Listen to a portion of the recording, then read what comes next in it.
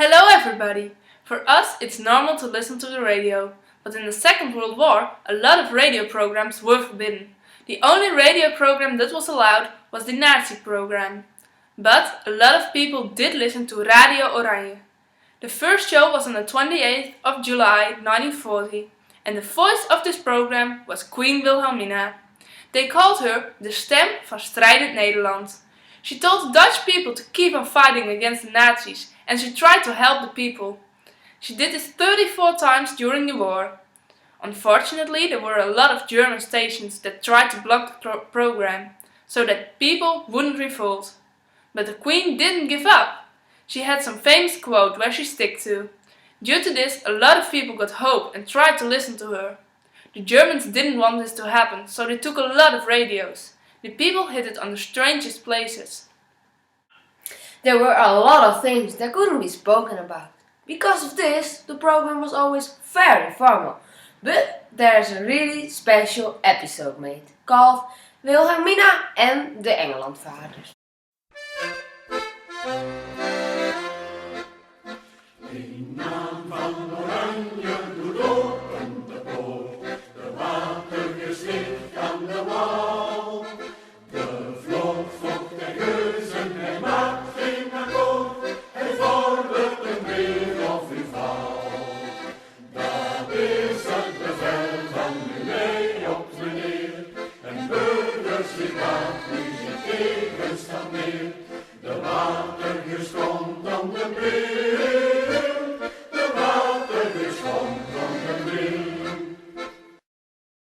Landgenoten. Today it's the 6th of June 1943, again from London. Next to me is sitting Yvette Bartelema, a special guest. She will tell us a story about her escape from the Netherlands.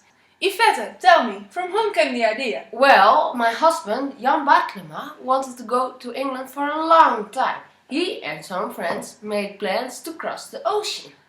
And how did you prepare? A friend of him, Henning Meijer, found a boat for only 600 gulden.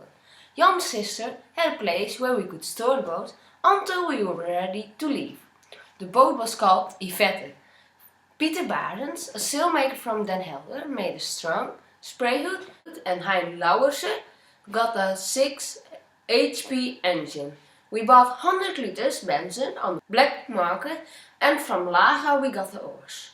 At the end of March 1943 we were ready to cross the ocean. We even studied the sandbars of the Brisselen Maas and the ocean currents, but the weather was too bad. What happened then? In the end of April the weather was good enough. We collected all the stuff, the engines, the benzine and the oars. All the things we stored at our house. Everything was brought to Krommenie by bicycle on Thursday, April 29. We departed. My husband and I had company from Hein Kaars-Stijpstein, Hein Loers and Henning Meijer. Anton Cenk Willink helped us to leave. How did the Germans not catch you? Another boat, called Noordvermaat, sailed to the Brielse Maas with Yvette on its tower. At the last sluice the Germans attacked the Noordvermaat, but they had nothing to complain about. We cycled through Brielle and we got Yvette from Kool, the skipper of Noordvermaat. After that our long journey started. And how did your journey go? For the first couple of miles it went very well. But at a certain moment we got problem with both our engines and so we had to sail with the wind. It went well for a few hours, but then the next problem appeared. The wind died down. Luckily we had some well-trained sailors on board. When the wind appeared again, we hoisted the sails again and for our sailors there was a moment of rest.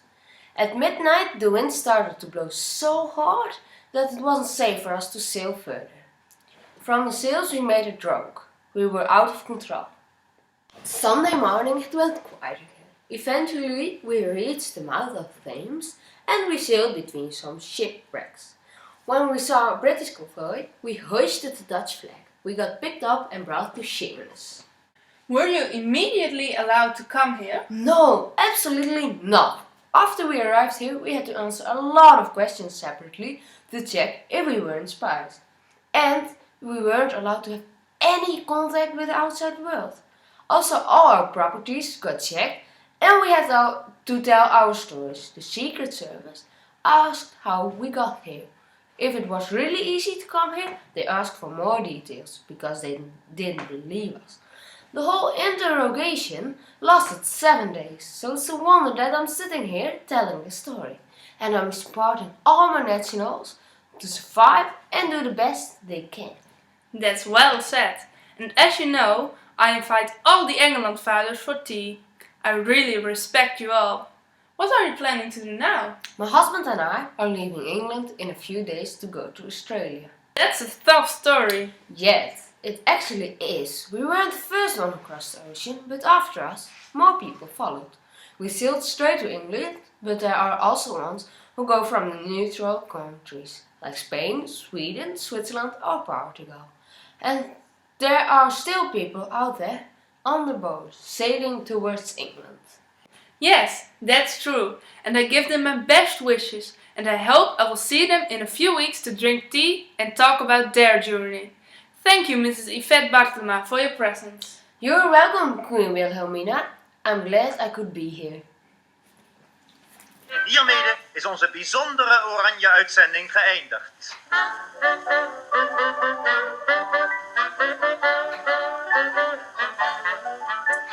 In July 1940, 3 Dutch men escaped to England. They were the first who did this, so they are called the Engelandvaarders. In total, there were 1,700 people who reached England or another allied area. All the others didn't make it.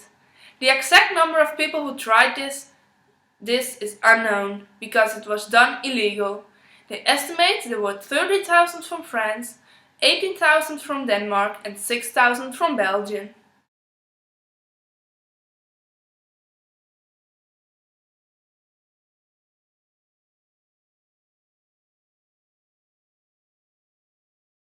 Wie op het juiste ogenblik handelt, slaat de natie op den kop.